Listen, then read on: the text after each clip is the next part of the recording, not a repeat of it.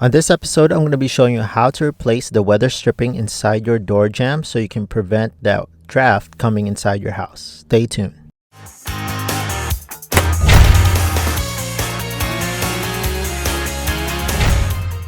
Welcome to Fix This House. If you're new to the channel, please consider pressing the subscribe and notification bell so you can always be in tune on DIYs, how-to videos, and product reviews that I do within this channel. You can see that this weather stripping has been painted over and it's starting to chip. And you can actually start pulling this off by hand. You can actually use pliers if you can't pull it by hand, but it's very easy to take out. This one, unfortunately, was painted and it started to peel out. And first we're going to take off everything at the side, then work our way to the top. And then again, if you can't pull it with your hands, try to use pliers so that you can actually start prying this off by your hands. Very easy after that. As I'm pulling this out, you can see that there's some paint chips that are starting to come out. You're not supposed to paint over your weather stripping. It's going to compromise the proper seal around your door. So I'm actually going to start scraping off the excess paint on the side of the door jamb.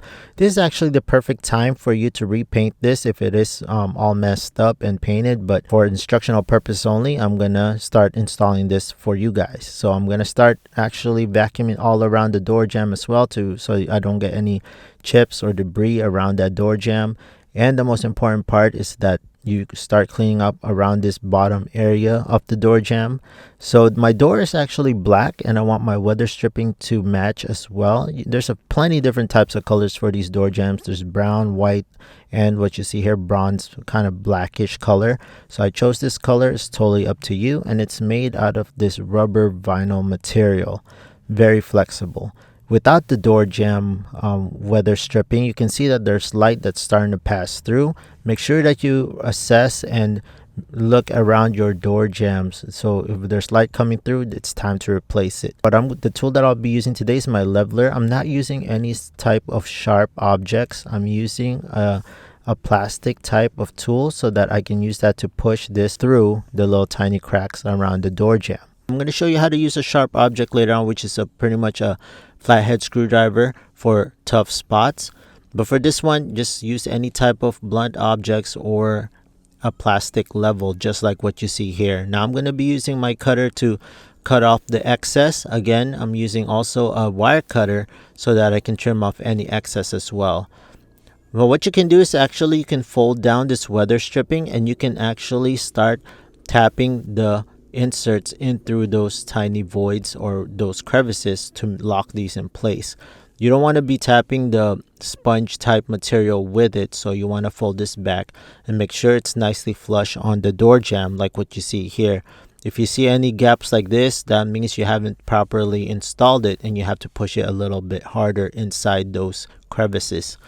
Okay, now use your wire cutter once again and cut off what you need. And if you have a little bit of excess, trim off that excess again.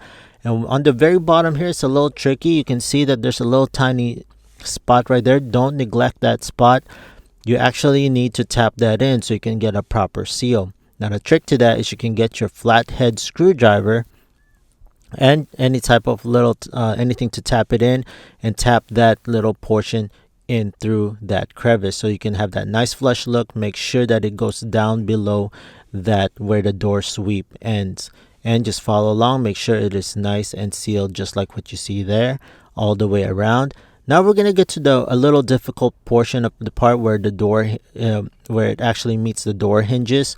This is a little tricky, a little harder, so make sure that you try to close the door a little bit and you can get access to it so you can have more leverage and more access to that hidden area at the back. Here I'm just using my flathead screwdriver to push it in. Again, make sure you do it right behind the actual cushion and not on the flap. For the rest of it, I'm just pushing it in with my flathead screwdriver, and you can see it's easily just pushes in by this method if you can't access it. So once again, friends, thank you so much for tuning in. If you found this video helpful, please hit that like, subscribe, and notification bell so you can always be in tune on DIYs, how-to videos, and product reviews that I do in this channel.